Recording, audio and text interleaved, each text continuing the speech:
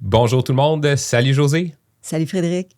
Bienvenue au balado Maison de la course. Aujourd'hui, on vous prépare un petit épisode un peu différent qui va jaser un peu moins de course, mais en fait, on va très bien voir le lien. En fait, on plonge dans l'aventure de l'écriture d'un livre. Oui. Donc, dans la dernière année, en fait, tu as eu la chance puis l'opportunité d'écrire ce magnifique livre-ci. Merci. Puis, on aimerait ça, je pense, plonger dans c'est quoi écrire un livre, les étapes, puis un peu revoir tout ça sans entrer dans... on ne fera pas la lecture du livre, on veut donner le goût aux gens de se le procurer puis de le lire. Je pense que les vacances d'été qui s'en viennent, là, c'est un très beau moment là, pour se le procurer puis se lancer dans cette lecture-là. Ben merci. Merci de l'invitation. C'est toi qui as eu l'idée pour ce... Moi, j'aurais vraiment pas pensé, mais... On s'auto-invite dans le balado, là, c'est parfait. C'est ça. Mais c'est toi qui es arrivé avec ce sujet-là, puis je me suis dit, c'est vrai que moi, avant d'avoir eu l'expérience d'écrire le livre, j'aurais pas pu dire ce qu'était écrire un livre. Oui. Donc, comme je suis curieuse et que j'aime apprendre des nouvelles choses, je me suis dit que peut-être que vous pouvez, avec moi, puis partager avec vous, tout le monde, là, puis avec toi, Frédéric, un petit peu, parce qu'on a partagé beaucoup, mais partager le processus entier, les questionnements, les inquiétudes, etc. Oui, parce que avant d'embarquer là, directement dans l'écriture du livre, c'est quoi ta relation avec par rapport au livre de course? Je sais que ça t'a accompagné aussi là, dans ton cheminement de coureuse. Peux-tu nous parler un peu là, sans nécessairement entrer dans les détails de chacun des livres, là, mais c'est quoi comment les livres ont fait partie là, de ta carrière de coureuse? En fait, j'ai au moins une tablette, ça de grand de livres de course. Okay. Je dois en avoir une quarantaine. Ouais. Effectivement, le livre, il y a eu un livre super important, ouais. mais j'en ai lu vraiment beaucoup, oui. Puis c'est une passion parce que je veux apprendre, je veux comprendre. Tu sais, quand j'ai commencé à courir, il y a 25 ans, on n'allait pas sur Google pour apprendre quelque chose. Voilà, hein? Ouais. Et ça a changé beaucoup. Mm-hmm. Et donc, on achetait des livres. Et j'ai appris beaucoup avec les livres. Je me suis inspirée, évidemment. J'ai mes auteurs préférés là-dedans, de tous les styles. Je pense autant anglophone que francophone. Oui. Tu as vraiment navigué un peu au travers de tout ça. Puis, dirais-tu que c'était le côté un peu plus didactique de la course puis plan d'entraînement qui te parlait plus ou un peu le côté philosophique de la course, un mélange de tout ça? Il y a toutes sortes de livres. La course, ce qui arrive avec la course à pied, puis on le sait, toi aussi, tu cours énormément, c'est que la course, c'est comme faire à manger, tu sais. Le choix, c'est vaste que tu peux vivre. Et j'aimais le côté un peu philosophique, j'aimais le côté aussi... apprentissage, le côté comment fonctionne le corps humain. Je voulais apprendre ça parce que j'ai réalisé en commençant à courir que je ne connaissais pas le corps humain. Je ne savais pas le nom de mes organes. Mm-hmm. Je veux dire, à quoi sert un foie? J'avais fait un cours de comptabilité, moi, quand j'étais plus jeune. Fait que j'avais pas fait les cours de biologie et tout ça. Donc, ça m'a permis d'apprendre beaucoup. Mais aussi, ça m'a permis... Il y avait les livres des États-Unis. Il y avait l'auteur japonais que j'aime beaucoup. Tu te souviens du nom? Murakami. C'est ça exactement que j'aime beaucoup. Portrait d'un coureur, je pense, pour les intéressés. Oui, puis il a fait plusieurs livres, même sur la course. Il me semble j'en ai lu 2 au moins sur la course de lui, si c'est pas 3. Mais il y a aussi des livres en français, des Québécois, qui sont pas pareils, ils n'ont pas la même saveur que le livre français de la France. Ils n'ont pas le même langage non plus. Là. Non, exactement. Et mais il y a comme une épice différente. Donc, j'aime beaucoup lire de partout. Oui. Je pense que ça, on partage ces points-là. Puis je pense qu'on a quand même lu quelques livres en commun, entre autres Murakami, là, qui, pour moi aussi, a été quand même assez marquant. Là. J'ai vraiment des bons souvenirs de cette lecture-là. Peux-tu nous raconter un peu comment c'est arrivé l'idée du livre? Puis je connais un peu la réponse. Là. Je pense que ça ne vient pas 100% de toi. Raconte-nous ça. En fait, ça vient 0% de moi. Tu sais. Ça, c'est incroyable. C'est parce que avec la pandémie, qui a changé beaucoup de vies de beaucoup de gens, puis qui a été un moment marquant dans la vie de beaucoup de gens, ben ça a été un moment marquant pour moi, pour toi, pour Maison de la course, pour beaucoup de nos amis. Ouais. Et nous, on s'est retrouvés, on a fait ensemble, tu m'as aidé à lancer des genres de balados, des genres d'entraînement virtuel, courir 101 virtuel. Donc, on a eu plus que 25 000 personnes d'inscrits et les gens ont commencé à prendre comme ça. Et ce qui s'est passé, c'est que pendant la pandémie, on s'est dit, ben les gens peuvent plus aller au gym, ils vont faire ce programme-là. Ouais. Mais quand la pandémie s'est terminée, elle est partie tranquillement, avec un ressac, tranquillement, eh bien, les gens ont continué à prendre notre programme, ce qui nous a surpris. Et on a réalisé que les gens, bien, ça faisait leur affaire parce qu'ils étaient loin. Ils ont des horaires atypiques. Et là, ils se retrouvent, ils peuvent écouter comme si le coach était avec eux au moment qui leur convient. Il y a des gens de Rouyn-Noranda qui le font, il y a des gens de Lyon, il y a des gens de Berlin qui le font, il y a des gens de partout qui le font. Ouais. Et donc, on s'est retrouvés comme ça. Et il y a une des personnes qui s'appelle Florence, qui est dans le groupe d'au-dessus de 10 000 personnes sur Facebook, le groupe qui fait ces programmes-là. Et elle m'écrit, elle me contacte, puis elle me dit, « Écoute, Josée, je trouve que tu as beaucoup de choses à dire. Tu sembles avoir elle a suivi les programmes avec moi. On voit que tu connais la course beaucoup. Moi, je travaille aux Éditions de l'Homme. Ça te tente-tu d'écrire un livre? » Ouais. Florence, attends une minute. Le choc. Oui. On est à quel moment? Excuse-moi de te couper, là. Ça, c'est peut-être en avril 2024. C'est ça, OK. Donc, printemps passé. Ouais. C'est ça. Et là, oui, bon, OK. Et puis ça serait le fun ça serait le fun de le sortir pour le printemps prochain. Oui, OK. Ah, bon, ben, un an. C'est un an. C'est correct. Comment tu as vu ça au début, un an comme... Ben moi, ça me semblait beaucoup de temps. OK. Mais finalement, non. Ben non. Ah, c'est drôle que tu dises ça. Moi, ça m'aurait paru quand même assez court. Tu sais, sachant des fois, on entend là, des auteurs qui vont dire « ça fait 10 ans que je travaille sur ce livre-là » ou... Bon, là, je comprends que t'es arrivé avec un peu plus préparé puis avec comme une stratégie. Là, on y reviendra. Mais OK, un an, ça te paraissait beaucoup au début. OK, c'est bon. Ça me paraissait, je me disais... Suffisant, du moins. Oui, mais j'avais pas conscience de l'ampleur de la tâche. OK? J'étais complètement dans l'inconscience. Là. Ouais. J'avais pas idée. Tu sais, j'étais comme quelqu'un qui regarde une œuvre d'art. T'as pas idée de la somme de travail qui est en arrière de l'œuvre d'art. De toute façon... Tu regardes quelqu'un courir un 5 km en 16 minutes, puis tu n'es pas conscient de... C'est toujours pareil. Tu n'es pas conscient de l'effort qui a été mis pour se rendre là. Okay. Mais c'était pareil pour moi. Un livre, je me disais, un an, j'en ai en masse. OK, ouais. Oups! C'est pas ça ce qui s'est passé. Ouais. Okay. Mais finalement, Florence, quand j'ai été la rencontrer, avec une éditrice, avec celle qui faisait la correction avec moi au fur et à mesure, puis elle m'a dit, écoute, moi, je ne sais pas écrire un livre. Tu sais, j'étais là sur Frontenac, à Montréal, j'ai été les rencontrer, bien nerveuse, je me souviens, j'étais quand même nerveuse. Puis moi, d'habitude, pas grand-chose qui m'énerve, mais là, et elle me dit, on va t'aider. Mm-hmm. Mais là, dans ma tête, tu sais. Mais ça doit être rassurant quand même qu'une grande maison d'édition comme ça ait les ressources pour aider aussi. Oui, c'est ça. Ouais. Mais encore là, je n'avais pas d'idée à quel point on avait besoin de ressources. Et ce processus-là qui a pris 12 mois, mais j'ai appris continuellement dans le processus. Mais avec elle m'a vraiment rassurée. Les deux m'ont rassurée. On va t'aider, tu sais. On va être là avec toi, puis on va t'aider. Donc, je me souviendrai toujours de la rencontre parce que c'était dans les locaux qui sont un peu vides parce qu'ils travaillent beaucoup en télétravail. Puis c'est des locaux où, quand j'étais jeune, la salle de nouvelles du Journal de Montréal. Ben oui. Elle m'a accueillie, puis j'ai passé à travers la salle de nouvelles du Journal de Montréal qui maintenant, qui était quand j'ai passé, qui était vide. Ben oui, la grosse grève du Journal de Montréal, il y a quelques années, tu sais, il y avait eu un média indépendant qui était sorti, c'était rue Frontenac et tout. Fait que je pense que c'était quand même assez mythique comme endroit. Là. C'était très, très mythique. On voyait ça quand j'étais plus jeune. Moi, le Journal de Montréal, tout le monde, ma famille, je veux dire, je ne viens pas d'une famille qui lisait la presse. Moi, je viens d'une famille qui lisait les gros titres du Journal de Montréal. Ouais, okay. Le gros titre, le deuxième gros titre, puis le reste... qui commence par la fin. Oui. Puis en plus, le reste, ben, ils ne savaient pas que ça s'appelait lire en diagonale.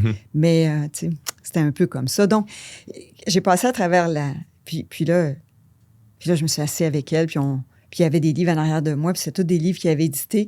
Puis je regardais les livres, tu sais. Ouais, OK. C'est quand même, je peux comprendre que c'est assez intimidant au départ.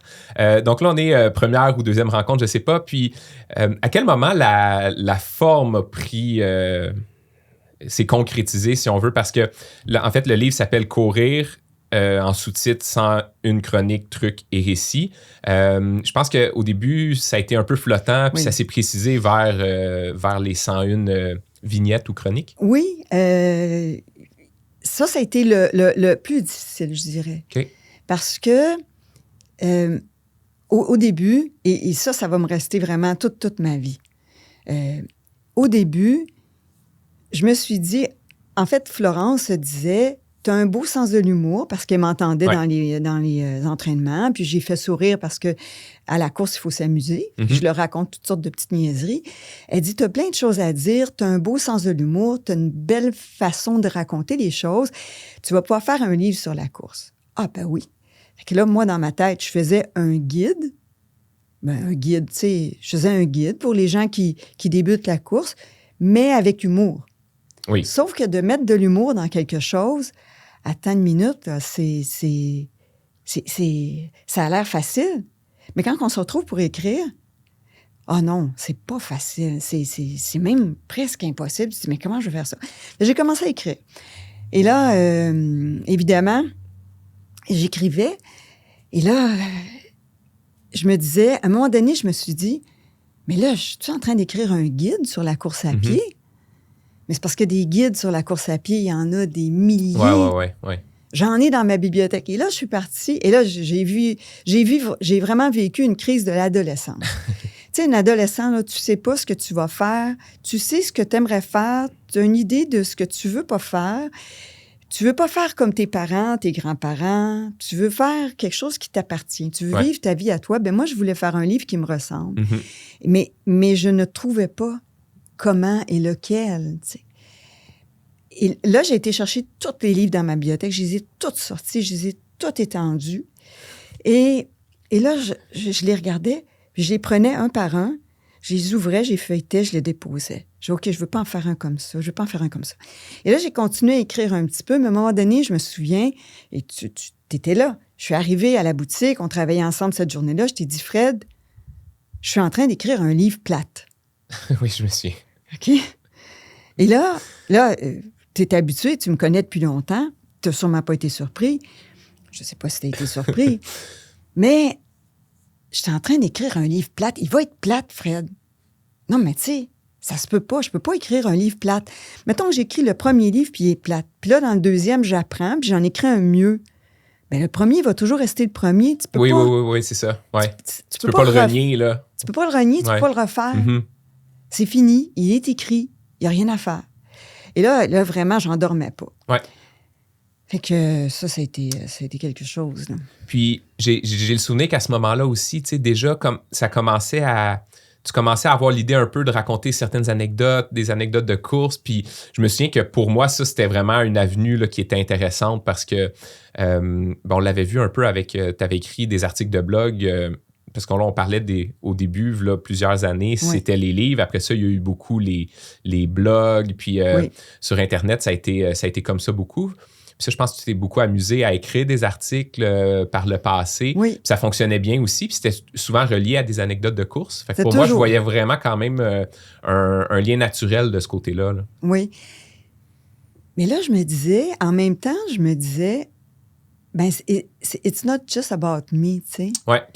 Tu sais, je voulais pas me mettre sur le stage, mais je voulais que les gens apprennent. Ça m'a pris ça, j'ai eu de la difficulté. Puis, il y avait aussi le fait puis j'aimerais revenir après sur ce sujet-là, oui. mais, puis tu sais que j'ai pas de mémoire, hein? J'ai déficit de l'attention. le sujet que j'aimerais qu'on revienne, c'est comment la société a changé, même depuis qu'on a ouvert il y a 13 ans. Ouais. Comment donc les gens ont changé leur façon de lire, leur concentration. Mais ce qui se passait, c'est que donc j'ai appelé Florence, que j'aime beaucoup, des Éditions de l'Homme. J'ai dit Florence. Panique. Panique totale. En panique totale, Florence, faut que je te voie. Ça marche plus pantoute, il faut que je te voie. Une chance qu'elle est d'une générosité sans borne, parce qu'elle doit vivre des choses comme ça tout le temps, mais là, moi, je ne voyais que moi. Tu sais, je voyais pas ce que les autres doivent lui faire vivre. Là, je ne voyais que ma crise existentielle à moi. Florence, faut que je te voie. Fait que là, j'arrive à Montréal, deuxième rencontre. Là, on est à quel moment de l'année environ, là? Le 12 mois... Ça fait 2 mois que je travaille sur le livre. Okay. 2 gros mois que je travaille Ouais. sur le livre et je n'avance pas. Okay. J'avance, je recule. Et moi, ça m'arrive pas, ça, d'avancer puis de reculer. Fait que je suis complètement perdue. Et là, j'arrive avec Florence, puis je dis Florence, puis avec Julie qui est là, qui est l'éditrice, qui essaie de m'aider dans l'écriture. Je dis là, les filles, je suis en train d'écrire un livre plate. Bon. Je commence comme C'est ça. dit. C'est dit. Puis, ce qui s'est passé, c'est qu'à un moment donné, quelques jours avant, j'ai voulu écrire sur un sujet un petit peu plus guide. Et j'ai posé la question à l'intelligence artificielle sur un sujet. Et là, attendez une minute, là. J'ai fait, ben là, si j'y demande à l'intelligence de m'écrire un guide pour débutants, 50 000 mots, 50 000, c'est pour ça que j'avais signé, là, moi, 50 000 mots, je ne savais même pas combien de pages ça donnait. Ouais. Si je demande à l'intelligence artificielle de m'écrire 50 000 mots, au lieu de faire ça va être juste un peu plus long. Puis il va être écrit. Ouais. Puis il va être ennuyant. Ah oui, ça, c'est sûr. Mais il va avoir tout ce qu'il faut. Pas de personnalité. Pas de personnalité. L'info va être là. C'est ça. Ouais. Exactement. Donc, là, l'info va être là. Ce qui fait que la personne, elle va savoir que courir quand il fait chaud, c'est pas facile. Que courir quand il fait froid, il faut une adaptation. Que la technique, c'est important. Elle va tout savoir les choses importantes. Elle va savoir qu'il faut un soutien-gorge, qu'il faut des souliers. Elle va savoir qu'il faut qu'elle pense à son énergie. Elle va tout savoir ces choses-là. Mais il n'y aura pas de prisme à travers des émotions et du vécu. Et ça, l'intelligence artificielle ne peut pas copier ça. Mm-hmm. Et donc, je suis allée voir les filles, puis j'ai dit... Je leur ai expliqué cette anecdote-là, que ça m'avait frappé comme un 10 roues. Ouais. Et elles m'ont écouté longtemps. Ça a été une rencontre qui était longue. Et elles m'ont laissé débriefer. Et puis, elles m'ont dit, ben écoute, Josée, on est là pour t'aider. Recommence. Ouais. Puis il n'était pas trop tard à ce moment-là non plus, là. Non, c'est ça. J'avais comme le quart du livre d'écrit. Okay. Ouais. J'ai été me chercher un gros tableau blanc. Mais avant, parce que je sais où tu t'en vas avec ça. Vas-y. Tu disais, la société a changé dans les livres. Oui. Puis je pense que ça ferait vraiment le pont avec là où tu t'en vas. Oui. Ben, clairement, comme tu as dit, l'intelligence artificielle peut en pondre un guide. Puis on n'est plus rendu là. Fait que je pense que dans la lecture des gens, ça a changé beaucoup aussi. Puis ça fait partie de ta réflexion, là. Oui. J'ai eu la réflexion aussi. Puis on en parle souvent, toi puis moi, parce qu'on est en contact continuel avec les gens. Ouais. On les vit, là. Nous, on les sent. On est comme une éponge, toi puis moi, tellement leurs rêves, leur attente, leur déception. On sent ça tous les jours de notre vie. Puis une chose qu'on sent aussi, c'est à quel point ils se mettent de la pression, puis à quel point ils sont pressurisés, autant par eux-mêmes que par leur agenda. Toutes les sphères de leur vie, là, le travail, la famille. Exactement. Ouais. Les attentes immenses de tous les niveaux. Et ils n'ont plus de temps pour eux-mêmes. Ils n'ont pas beaucoup de temps non plus pour des moments des pauses, des micro-pauses. Et je me suis dit, ici, le livre était un moment de micro-pause. Ouais. Et si, en fait, c'était des petits textes le fun que tu peux lire dans l'ordre et dans le désordre et qui te font sourire. Et là, c'est venu comme ça, donc sans un texte. Ouais. Il y en a là-dedans qui vont être des textes vraiment d'expérience. Puis, ensuite, il va y en avoir que ça va être des textes des expériences que j'ai vécues, comme je disais, et aussi un petit peu des trucs. Reliés souvent aussi à des expériences, reliés à du vécu, en fait. Oui. Des moments où, à la course à pied, parce que c'est un livre de course, ouais. Des moments où, à la course à pied, on fonce dans le mur, des moments où on réagit bien quand on a foncé dans le mur, des moments où on apprend, des moments où on se casse la gueule. Ouais. Et donc, puis à travers ça, partager des apprentissages. Comme on apprend de nos parents, finalement. Nos parents, ils nous disent des leçons, mais c'est en les regardant qu'on apprend. C'est intéressant la manière que tu l'apportes parce que c'est un peu comme ça que, bon, ben, je l'ai vu de l'intérieur, je l'ai lu par après, puis c'est un peu comme ça, c'est comme si au travers des 101 textes, sans s'en rendre compte, on vient couvrir un peu tous les sujets. Oui. Fait que tu sais, ça se fait un peu par osmose, si on veut, là. Oui, exactement. Exactement comme un enfant apprend. Un enfant apprend de cette façon-là. Il apprend en regardant, en expérimentant. Donc, dans le livre, vous apprenez à travers moi. Vous apprenez pas ce que j'ai appris à l'université que je vous transfère ou que j'ai adapté avec un langage plus simple. Vous apprenez comme j'ai appris. Ouais. Parce que moi, j'ai appris la course à pied à travers l'expérimentation et les lectures et à côtoyer des milliers de coureurs. Ouais. Donc, j'ai 25 ans d'expérience et je le transmets dans le livre. Et l'autre chose, il y avait 2 autres petites choses que je t'ai déjà parlé aussi. Notre capacité d'attention a diminué avec les années. Oui. On le sait. Ouais. Puis on va arrêter de se compter des menteries. Je veux dire, lire un livre de 1000 pages maintenant, la population qui est capable de faire ça est sûrement beaucoup réduite à comparer il y a 40 ans. Et parce que nos antennes sont tellement sorties, on a des antennes maintenant, on est toujours en train de regarder. Toujours. Ouais.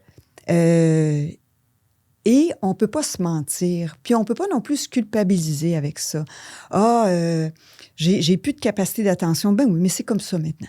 C'est comme ça. La vie est comme ça. Puis on fonctionne quand même comme société comme ça. Puis on continue à apprendre. Puis on évolue. Mais c'est comme ça. Donc, avec les 101 textes, je me suis dit, les gens vont se dire, ma capacité d'attention qui me reste de ma journée, là, mon stamina attentif de la journée, il me reste 2 %. J'ai le goût de lire un petit peu. Tiens, je vais ouvrir le livre de José. 2 c'est 2 textes. 2 c'est 2 textes. Et donc, et puis, ils vont en ouvrir 2. Et comme je m'organise toujours pour que ce soit du phoné un peu, quand même, ben, ils vont peut-être en lire 4. Puis ils vont s'endormir là-dessus. Oui, parce que ça, c'est vraiment quelque chose qui revient. Tu sais, on tourne les pages, on termine un texte, puis là, ben, on voit juste le titre de l'autre, puis on embarque, puis là, ben, finalement, 2 devient 5, 6, puis ainsi de suite. Là. C'est ce que je voulais. Ouais. C'est comme un petit pot de bonbons, finalement. OK. Oui, effectivement. Tu as commencé à parler tantôt là, de ton tableau. Je pense que ça fait partie un peu là, de comment tu as réussi à le construire. Peux-tu nous en parler un petit peu plus? Oui. Bon, le tableau. J'ai une amie, Nathalie, qui est venue un petit peu m'aider parce que j'avais besoin de support moral un peu. C'est vraiment un gros défi. Hein? Ça me paraît très intimidant, en fait. Ça a été un gros défi. Et j'avais besoin de quelqu'un qui m'aime beaucoup, qui ne me juge pas, puis qui n'a pas de connaissances dans ce domaine-là non plus, pas plus que moi. Fait que j'ai été chercher un gros tableau. Là. Ceux qui m'écoutent, là, imaginez, là, il y a 8 pieds de long ou 6 pieds de long. En tout cas, il ne rentrait pas dans mon pick-up, parce que j'ai un petit pick-up maintenant. Là. Et on est obligé de le démonter. Un tableau d'école. Là. Un gros tableau, là, petit écrit avec un crayon qui s'efface. Ouais. Et avec elle, qui a appris à courir il y a 3 ans, grâce à au podcast qu'on a fait, qu'on a tout mis en place ensemble, ben, elle m'a aidée avec son regard, parce que c'est pour elle un peu, tu sais, elle est venue m'aider comme 2 jours. Je me disais, elle, c'est ma cliente type. Ouais. Elle va m'aider à trouver les sujets que ça me tente. T'sais. Mais c'est intéressant, ça doit aider quand même de savoir à qui on s'adresse. Puis, bon, je comprends qu'il y a le noyau de à qui on s'adresse, puis après ça, ben, ça a des répercussions autour. Exactement. Mais d'être capable de dire, je m'adresse à cette personne-là, ça doit aider à garder le focus aussi sur ce qu'on veut dire. Ça m'a aidé beaucoup parce qu'elle a commencé le 101 avec moi, qu'elle n'aurait jamais de sa vie pensé devenir une coureuse. Et elle avait réussi à courir un demi-marathon. Wow. Donc, et c'est une personne... Elle n'a pas le look méga petite gazelle, tu comprends? Ouais. Fait que, donc, c'était une personne inspirante. Et je me disais, elle va m'aider à défaire mes fils. Tu sais, j'étais comme un tuyau d'arrosage, j'étais tout poigné en dedans. Là. Fait que là, ce qu'on faisait, c'est qu'on avait des post-it, j'en avais comme ça d'épais, un pied d'épais, et on prenait un post-it, on disait, OK, il faut parler d'hydratation. On mettait un post-it. Fait que là, on les mettait tout mélangés. Puis à un moment donné, après ça, on les a catégorisés. OK. Et là, on a vu qu'il y avait des doublons. Et là, oui, mais on n'a pas... mais il faut que je parle de ça aussi. Oui, bien là, on va le mettre là. Et là, quand elle est partie 2 jours après, le tableau, il avait l'air de quelque chose qui avait du bon sens. Et en là, sous-catégorie? Oui. OK. Comme en sous-catégorie. Il y avait la catégorie, mettons, il faut que je raconte ce véhicule-là. Oui. Il faut que je raconte ces gaffes-là. Il faut que je raconte, OK, un soutien-gorge, tu sais. Il faut que je raconte, tes souliers. Faut que je raconte le marathon où on boit du vin. Faut que je raconte ça. Oui. Je peux pas raconter ça, tu comprends? Il y a des photos pour les intéresser. Oui, il y a des photos, Caroline et puis Pierre. Et puis, donc, quand elle est partie, mon anxiété avait baissé. Ça m'a aidé à réduire l'anxiété. Tu savais où tu t'en allais. Oui. Toi aussi, tu m'as aidé beaucoup parce que j'arrivais avec des nouveaux textes. Puis, fait que j'ai eu de l'aide de gens là-dedans. J'ai été très chanceuse. J'ai eu de l'aide de Marie-Claude. En tout cas, on en parlera plus tard. Ouais. Mais j'ai eu de l'aide de gens qui m'ont beaucoup aidé. OK. Donc ça, si ma mémoire est bonne, on est début de l'été à peu près. Bon, là, l'affaire, c'est que je m'en allais en voyage de vélo en Europe. Et quand je suis partie en voyage de vélo, j'ai dit, je ne vais travailler qu'à mon retour. Et je revenais en juillet. Oui. Sauf que là, il restait juste 8 mois, mais il fallait que le document soit terminé à 100% à la fin septembre. Fait que là, je suis revenue en juillet. Fait que juillet ou septembre. Il restait juste 3 mois pour l'écrire. Oui. Puis là, à ce moment-là, je pense que c'est à ce moment-là, tu me corrigeras si je me trompe, là, mais tu t'es fait un fichier Excel. Oui. Puis moi, j'ai été quand même surpris quand tu m'as montré ton fichier. Il y avait le nombre de mots par jour, comme un peu une discipline que tu t'imposais d'écrire comme un plan de marathon. À tous les jours. Puis il y avait même il y avait des journées où tu disais là, je vais avoir plus de temps, j'en écris une double portion parce que je sais que cette journée-là, je vais être plus occupé. Puis là, il y avait vraiment un fichier Excel avec le nombre de mots prévus pour chacune des journées jusqu'à 50 000. C'est ça. Puis jusqu'à, je pense, après le voyage, bref, c'était structuré, là. Oui. Fait que c'est exactement. J'ai fait ce fichier-là. Puis les journées que je travaillais à la Maison de la Course, je disais, je vais écrire seulement 300 mots. Ah, c'est ça, OK. Ouais. Les journées que, mettons, le lundi, on n'est jamais dérangé parce que la boutique est fermée. Ouais. Bien là, je peux en écrire 1400, peut-être, tu sais. Et puis au début, je le corrigeais au fur et à mesure, tu sais. Ouais. Donc, j'allais Quand tu prenais de l'avance. Oui, j'avais un way of travel, tu sais. Donc, je ne sais pas le mot français, là, mais c'est en tout cas. Donc, puis là, ça me mettait en bas, ça ajustait en bas. Si je prenais du retard ou de l'avance, ça me sécurisait. Puis l'autre chose que ça a fait, c'est... En fait, j'ai fait comme un plan marathon, dans le fond. On est rendu habitué, toi puis moi, on a des plans, on fait ça tout le temps.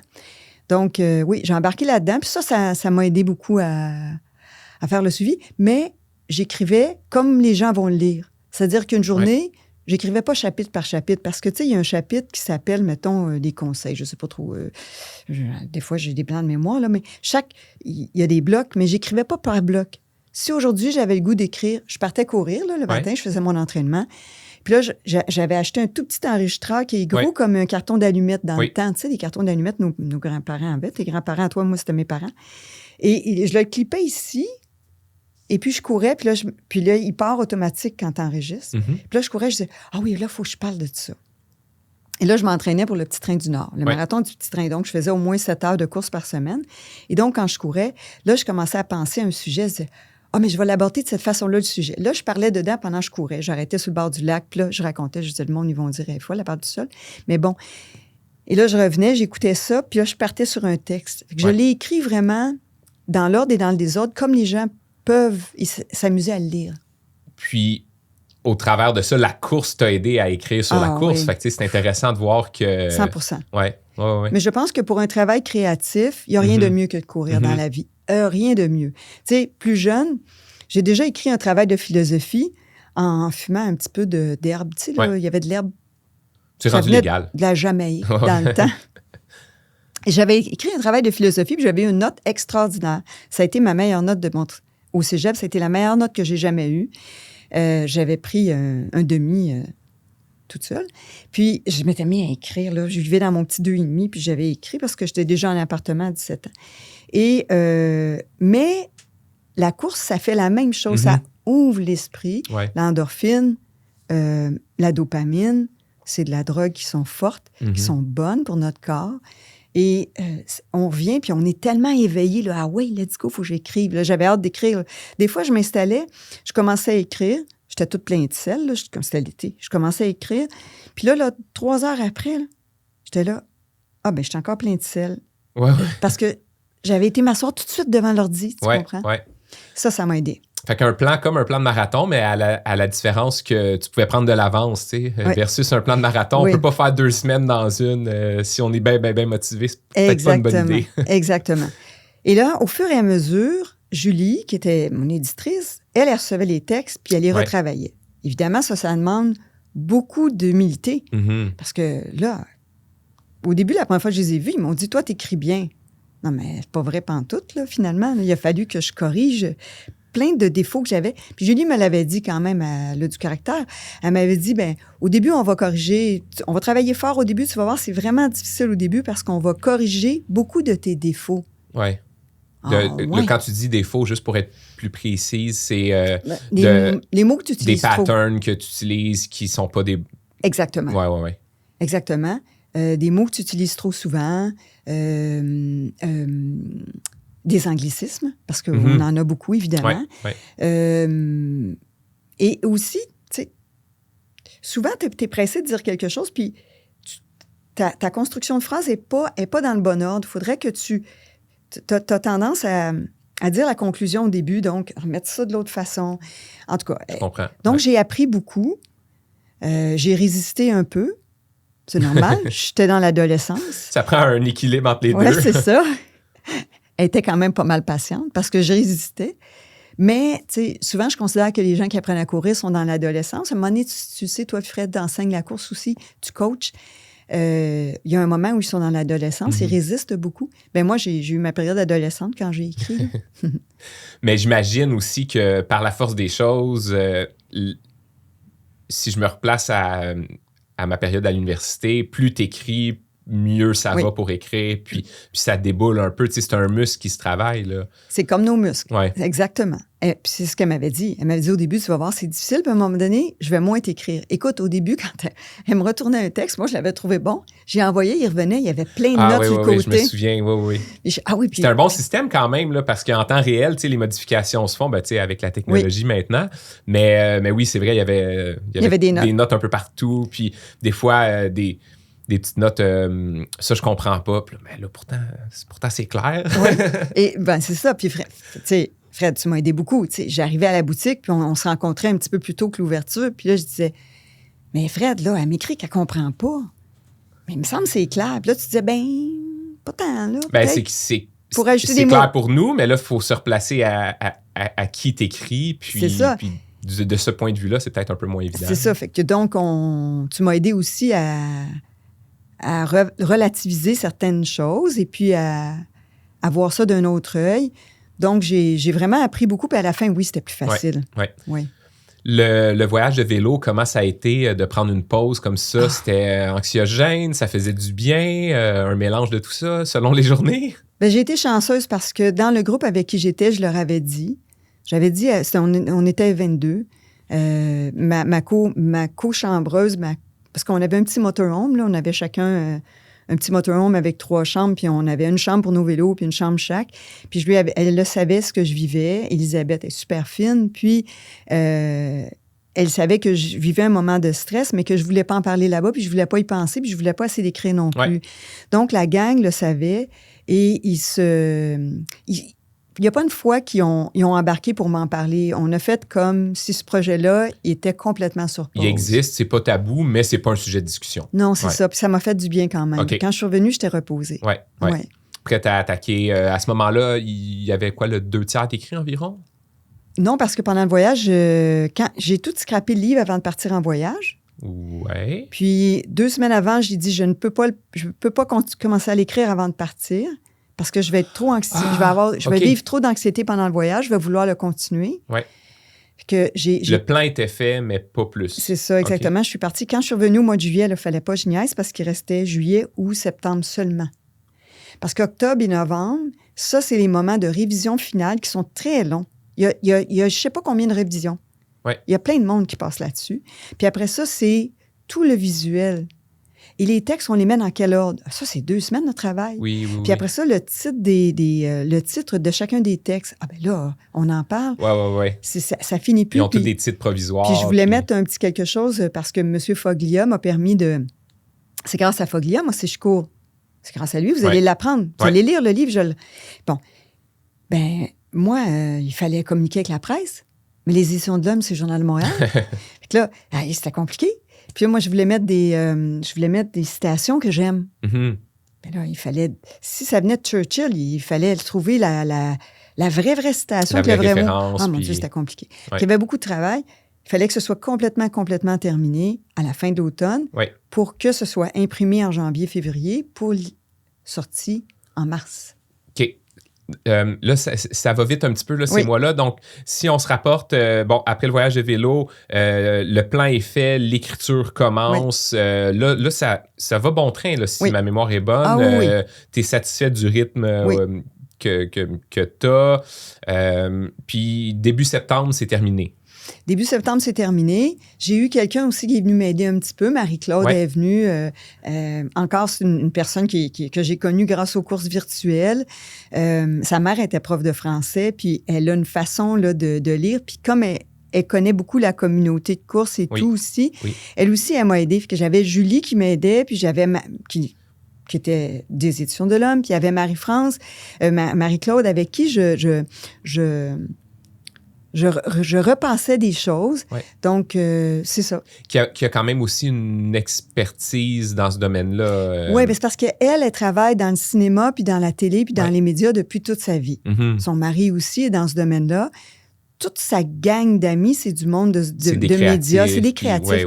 Fait que quand je l'ai appelée pour lui dire « je suis stressée, j'avance plus », parce que j'ai quand même eu de la difficulté un peu, elle m'a dit, calme-toi, là, c'est comme ça, les créateurs. Oui, mais c'est pas si bon que ça, ce que je fais. Elle dit, ils pensent tout ça, Josée. Elle dit, regarde, je vais m'emmener chez vous une couple de jours. Ah, OK, elle est de Montréal. Fait qu'elle a pris le véhicule, elle a laissé son chum à Montréal avec les enfants, pas d'auto, ils ont une auto pour les deux. Et elle est venue me rejoindre. Et le fait qu'elle est habituée de travailler avec des créatifs qui sont toujours en train de capoter, elle savait comment me gérer, tu sais. Qu'elle me gérait un peu. OK, Ça fait du bien, tu sais. Elle est arrivée même la première fois avec plein de bouffe. Ah bon? Déjà préparée, parce qu'elle sait que je fais pas tellement à manger. Elle est arrivée, elle a rempli le frigidaire, puis là, c'était assis, puis elle a dit, bon, OK, on commence, là. Moi, j'étais là. Ça m'a vraiment beaucoup aidé. Génial, c'est vraiment... j'étais chanceuse. C'est beau de voir un peu toute l'aide externe aussi. On se remet en septembre. Là, je pense qu'il y a quand même une petite période de latence entre le moment où tu remets les textes puis le moment où... c'est comment qu'on peut appeler ça? Comme vraiment la révision finale? Ou Puis là, c'est une révision après l'autre. Okay. Puis là, je reçois un courriel d'une nouvelle personne. Bonjour, Josée. Mettons, je suis Frédéric des Éditions de l'Homme ou je suis... et puis, je reçois des courriels pour toutes les étapes. Donc, le visuel. Moi, je voulais un visuel qui était coloré. Ça, c'est beaucoup de travail. Le visuel à l'arrière. Les photos. Est-ce que les photos, on a des droits de tout le monde? Beaucoup de travail. Oui, il y a un moment de latence où ça avance pas. Tu te dis, oui, mais ça avance pas, là. Mais bon, il faut faire confiance à l'équipe. Eux autres, ils savaient où ils s'en allaient. Ah ben oui, j'imagine, rendu là, en fait, eux, respecter les échéanciers sont habitués à ça, la production, etc. Ils sont habitués, oui. Il y a, là, c'est vraiment par curiosité, il y a quelqu'un qui relie uniquement pour les fautes d'orthographe ou... Ah oui, il y a une personne à la toute fin. À la fin, OK. À la fin, elle relie au complet pour de la virgule. Aïe. Le petit E. C'est fou. Puis moi, je lui dis, il y a une autre révision? Ah ben oui, il y a une autre révision. Mais là, il n'y a plus rien à réviser. On a révisé 5-6 fois. À ce moment-là, tous les textes là, sont... c'est la version finale. Les titres sont choisis. L'ordre des textes sont choisis aussi. Tout est choisi. On n'a plus le droit de changer. OK. C'est ce qu'on m'a dit. Ouais. On n'a plus le droit de changer. On me dit ça, Sauf des virgules. C'est ça. Et là, je reçois un courriel. Voici telle affaire. Je dis, ah oui, mais là, ça, je l'aime pas. Ah, ça marche pas. Ah non. Et là, ils me disent, il est trop tard. Je dis, oui, mais il faut absolument changer ça, Et là, finalement, ils ont fait un petit écart. Ils l'ont changé pour moi. Ah oui. Mais je les ai fait travailler, disons. En tout cas, je recommande la gang parce que moi, j'avais téléphoné quand ils m'ont contacté, moi, je connais pas le domaine d'édition. Hein. Puis quand je connais pas quelque chose, qu'est-ce que je fais? Je me tourne vers quelqu'un qui connaît ça. Fait que j'ai appelé Jean-François. Ben oui. J'ai appelé Jean-François Hervé. Ouais. Jean-François, tu as écrit tes livres avec eux. Puis là, il dit, tu peux leur faire confiance. Puis là, j'ai parlé de Julie, l'éditrice, tu peux faire confiance. Vas-y, tu peux faire confiance. Ouais.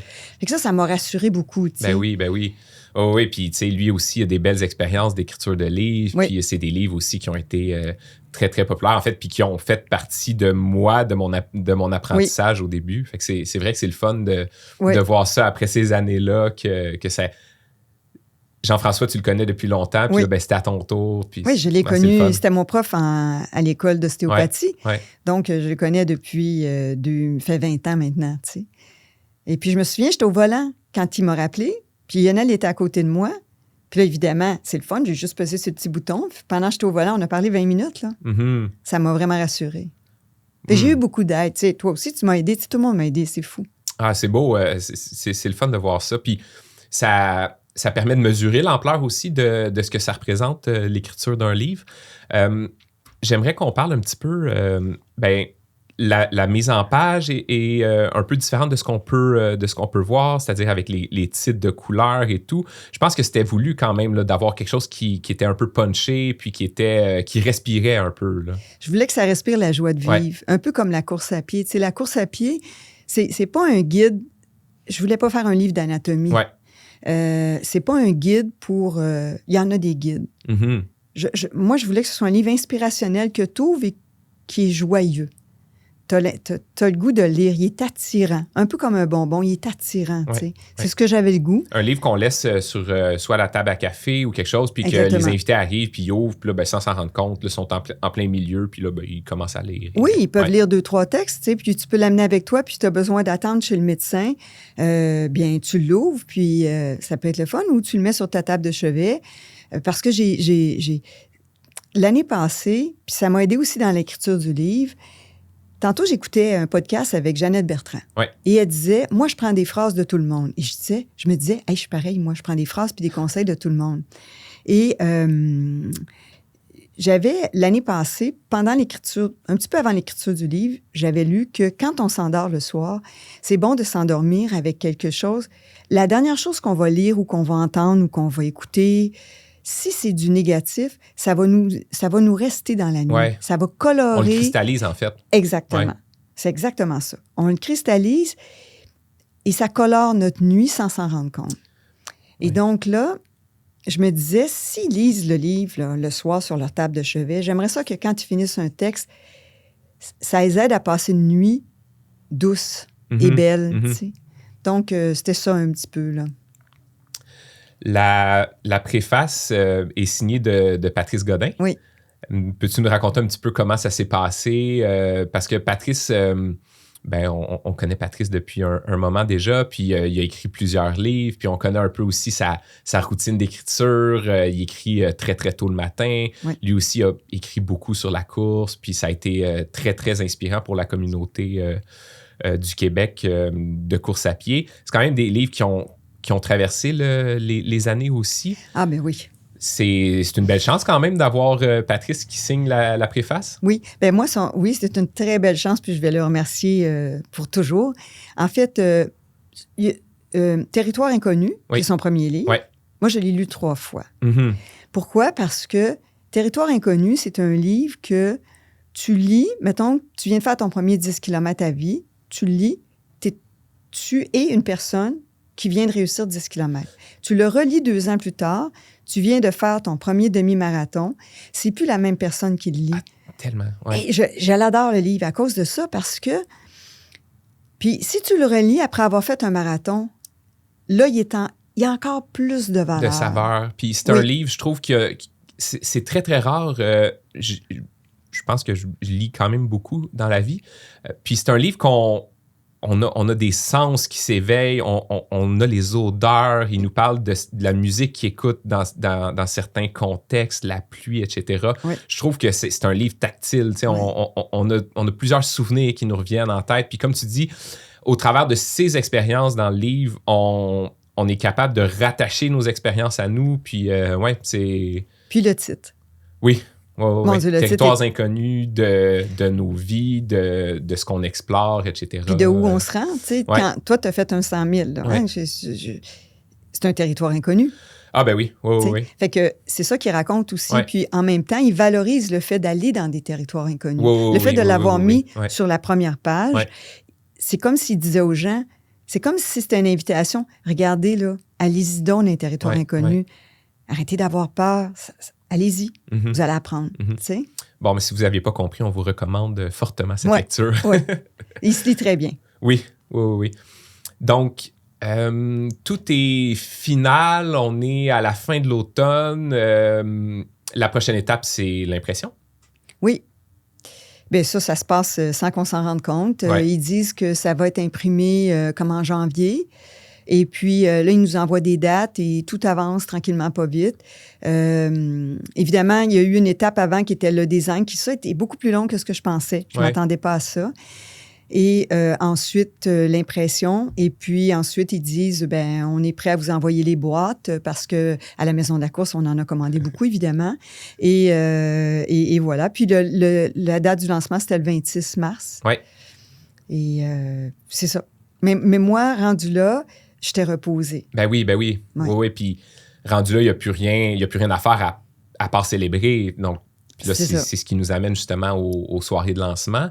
On a organisé avec Maison de la course à Sainte-Thérèse puis à Mont-Saint-Hilaire deux soirées de lancement avec des dédicaces. On a invité tous nos amis de course. Ça a été vraiment deux gros parties, formule 5 à 7. Oui. Je pense que c'était une belle célébration quand même. Ah, ça a été fantastique. Deux belles soirées avec plein de gens. Tu avais réservé un photo booth, là, une boîte pour prendre des photos. Là. Une boîte pour prendre des photos entre amis.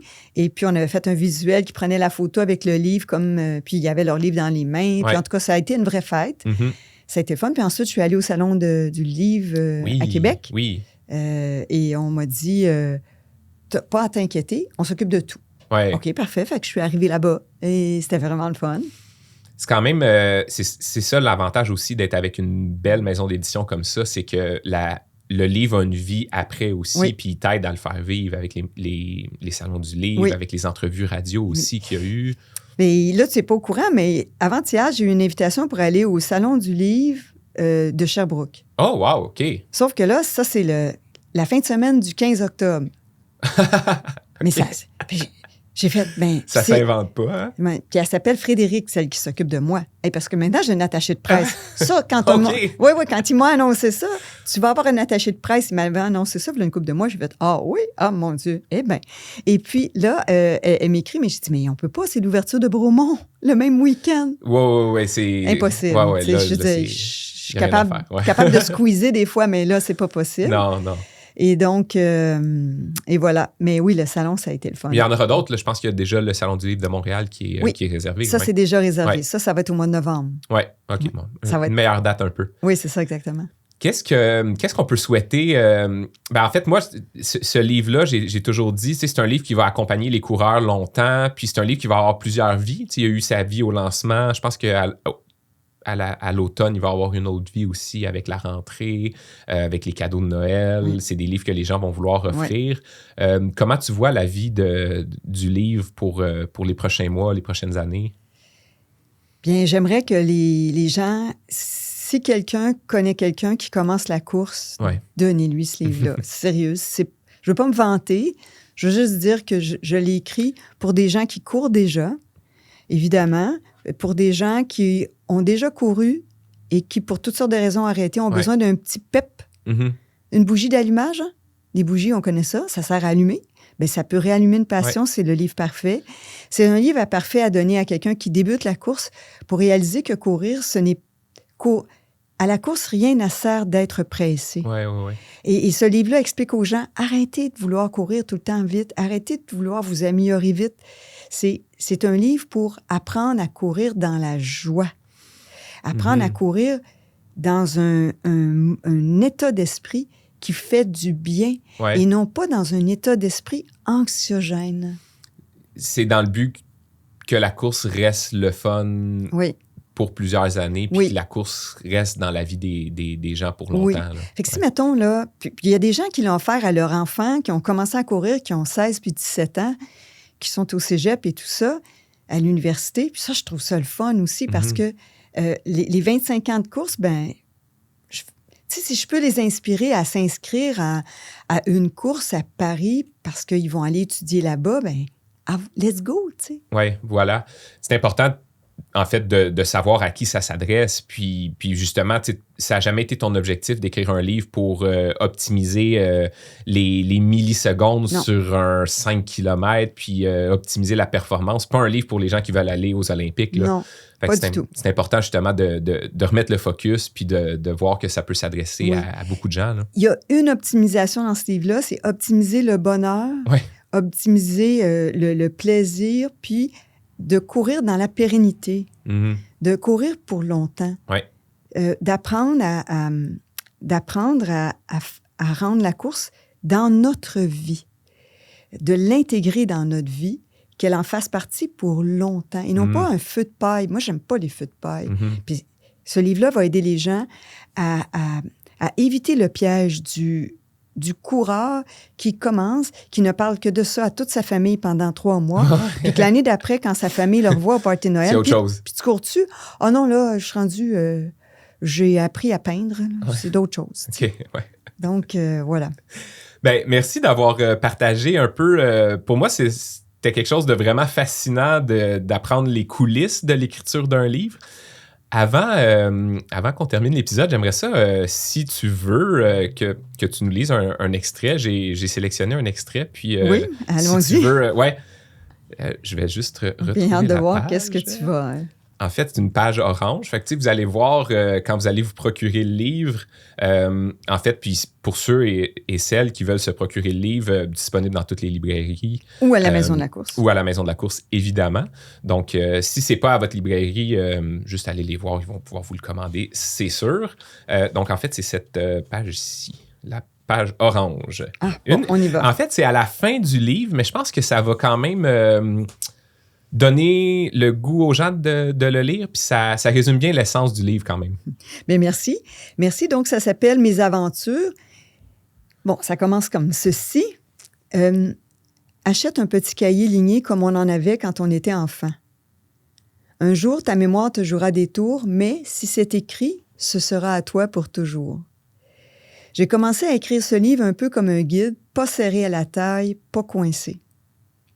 Puis, au fil de l'écriture, j'ai eu le goût de lancer des perles d'inspiration et de raconter une partie des aventures et mésaventures que j'ai vécues grâce à la course. Il y a le guide qui offre des réponses, puis ce chapitre qui pourrait t'inspirer des rêves, des objectifs et peut-être des idées de fou.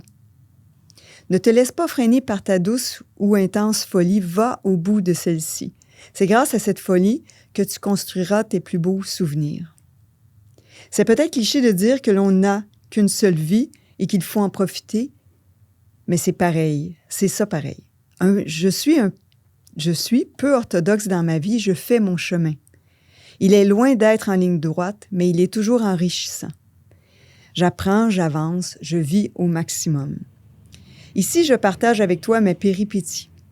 J'ai le fol espoir que tu en feras un tremplin pour tes propres aventures, dont tu pourras me faire part si un jour on a la chance de se rencontrer. Et voilà, c'était la page 84. Merci beaucoup. Merci. Merci à tout le monde de nous écouter. On a bien hâte de vous partager d'autres histoires dans les balados Maison de la course. Oui, donc merci Frédéric et à bientôt tout le monde. Bye tout le monde. Merci.